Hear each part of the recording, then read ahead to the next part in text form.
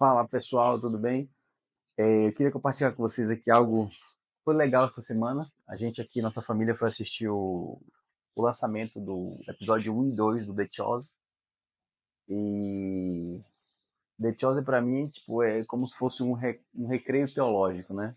É bem legal ali você ver como eles aplicam muito bem os estudos do contexto cultural que existe nas cenas, né? Muito bom isso. Inclusive tem um livro, né, que fala Jerusalém nos tempos de Jesus. Então retrata muito aquela cena ali do templo, onde Jesus entra e derruba as mesas, né? Inclusive é sobre isso que eu queria falar. Mas é muito legal, né? Os detalhes teológicos ali, você vai vendo ali eles arranjando uma forma de ir colocando e fica muito, muito massa. Quem lê, quem aprecia a história, fica muito recriado, assim é o meu caso. Mas a questão é, terminou o filme e a gente ficou, né, sentado lá na praça de alimentação, conversando, e aí ficou aquele tempo, pô, mas e aquela atitude de Jesus ali? Como é que foi aquilo ali? Jesus sai quebrando tudo, pô, será que Jesus pecou e você cedeu? E aí a gente ficou tendo um tempo ali de resenha, né, conversando sobre isso. Então é sobre isso que eu queria falar hoje aqui nesse vídeo, né? Essa é a ideia. Então vamos lá, né? Jesus no templo quebrando tudo. Quando Jesus ele entrou no templo e expulsou os vendilhões, né? Saiu derrubando as cadeiras, derrubando as mesas, confrontando toda a corrupção que havia ali. Muitos podem se perguntar e dizer assim, pô, como é que isso se alinha com a verdade que Jesus era sem pecado, né? Como diz Hebreus. Hebreus 4,15 diz que porque não houve sumo sacerdote que se possa se compadecer, né, em nossas fraquezas, mas Jesus, ele se compadeceu à nossa semelhança, porém sem pecado. Então, a resposta está bem na narrativa ali de João 2 e Mateus 21, que ele explica isso. Então, a ira de Jesus, ela não foi um pecado, mas sim, a ira de Jesus foi um ato de zelo santo. É um reflexo perfeito da justiça divina. Vamos entender o contexto ali onde todas as coisas estão acontecendo. O primeiro ponto era a Páscoa e o templo, que deveria ser é, uma casa de oração, né, havia se tornado covil de ladrões. E tanto que Mateus 21:13, ele diz assim, porque está escrito que a minha casa será chamada casa de oração, e vocês têm a transformado em covil de salteadores. Então, a realidade ali era que os comerciantes eles exploravam os peregrinos com preços abusivos, porque as pessoas vinham de todo lugar para poder ter acesso ao templo. Então ali virou um espaço de mercado de ganância. Então Jesus não agiu por raiva ou por algo pessoal, mas ele agiu com a intenção ali profética. Como o Salmo 69 diz, porque o zelo da tua casa me consumirá. Então, Jesus teve um papel profético na sua atuação. Tanto é que em João 2, os discípulos lembram dessa passagem, né, que está escrito que o zelo da tua casa me consumirá. Então, a indignação de Jesus ali é contra o pecado que profanava a casa de Deus, não contra as pessoas. E aí a gente pode ver um fato de que, bom, e essa ira de Jesus? Como é que foi? A Bíblia ela distingue, ela faz essa distinção entre uma ira santa e uma ira justa. A ira pecaminosa é aquela ira que é movida pelo egoísmo, pelo descontrole. Então, em Efésios 4, você vai ver o texto dizendo assim: irai-vos, mas não pequeis. Não se ponha o sol sobre vossa ira, não dê lugar ao diabo. Já enquanto a ira justa, ela é uma reação santa contra o mal, que está alinhada com o caráter de Deus. Salmo 7 fala, né, que Deus ele se indigna todos os dias com o pecado. Então Jesus ele expressou várias vezes emoções humanas, ele chorou, ele teve compaixão, diz que ele viu as multidões, se compadeceu porque elas estavam aflitas, elas não tinham pastor. E no templo, Jesus manifestou uma indignação santa. Ele não feriu ninguém. Mas o que Jesus fez foi confrontar a corrupção com a autoridade divina que ele tinha. Então Jesus estava mostrando que a verdadeira adoração exigia integridade. Integridade é aquilo que é íntegro, integral, ou seja, não tem mescla, não tem mistura. E ali no templo, o povo estava misturando a adoração com a ganância, com o comércio.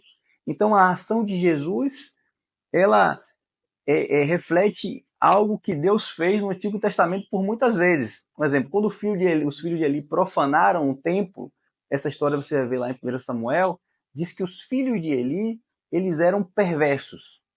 Eles não conheciam o Senhor. Então, eles desprezavam a oferta do Senhor. E aí Deus fez o quê? Diz que Deus julgou eles severamente. Deus atuou quando eles profanaram o templo.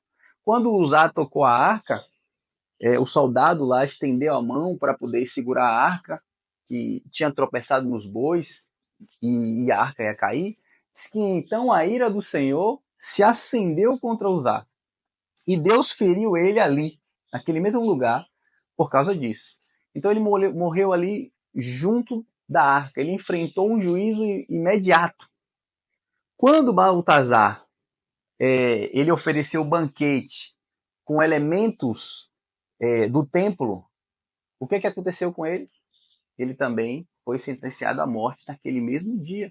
Então você vê que essa atuação de Deus, para quem profanar o templo, a ira de Deus vem sobre ele. Então Jesus, como verdadeiro dono do templo, ele diz assim, eu vos digo, porém está aqui quem é maior que o templo. Então ele agiu com a mesma severidade contra essa irreverência, cumprindo também a profecia de Malaquias 3, né, que diz que ele viria com fogo de ourives. Então, Jesus vem ali, a atuação de Jesus no templo é uma atuação de zelo pela casa de Deus. Quem estava ali era o Filho de Deus, o Filho do dono da casa. Então, a atuação de Jesus, ela está em perfeita harmonia. O que Jesus faz, na verdade, é infinitamente menor do que Deus fez contra todos aqueles que profanaram o templo. Deus matou todos aqueles que profanaram o templo. Então, Jesus ele nunca agiu por conta própria. Ele mesmo disse assim, ó, que em verdade vos digo que o filho não pode fazer nada de si mesmo, senão somente o que vier do Pai. Então, ele fazia aquilo que era a vontade do Pai. Sua ira foi uma extensão do zelo de Deus. Não foi um rompante humano. Ele não buscou a sua própria vontade, mas buscou a vontade do Pai. E isso ele disse várias vezes. Eu não posso fazer nada de mim mesmo, porque o meu juízo não é justo, né? O meu juízo é justo porque é o Pai. Então o juízo de Jesus com relação ao templo é o juízo do Pai. Jesus estava agindo em obediência ao Pai. E aí você vê, diz assim, aquele que me enviou, Jesus diz assim, está comigo, e eu faço sempre o que lhe agrada.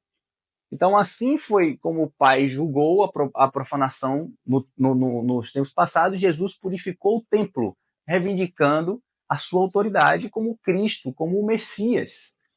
Então isso não é novo, entende? E a lição que fica para a gente é que esse episódio, ele revela que a justiça divina não tolera a exploração ou a corrupção em nome de Deus. A ira de Jesus foi santa, a ira de Jesus foi proporcional ao que eles fizeram. E ela também é um chamado à verdadeira adoração. Ele está nos ensinando que as nossas emoções, quando elas são guiadas por amor, por santidade, ela pode sim ser expressa sem pecado. Mais que isso, ele mostrou que ele é o Senhor do templo, né, com toda a autoridade para purificar o templo, que é de Deus.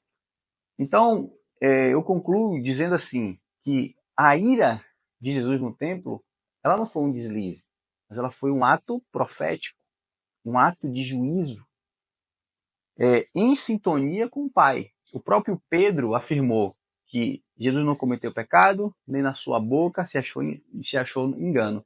Então, essa ação confirma que ele é o Filho de Deus e faz tudo que o Pai quer. Ele diz, né, eu e o Pai somos um. Então Jesus estava purificando a casa de Deus com zelo divino.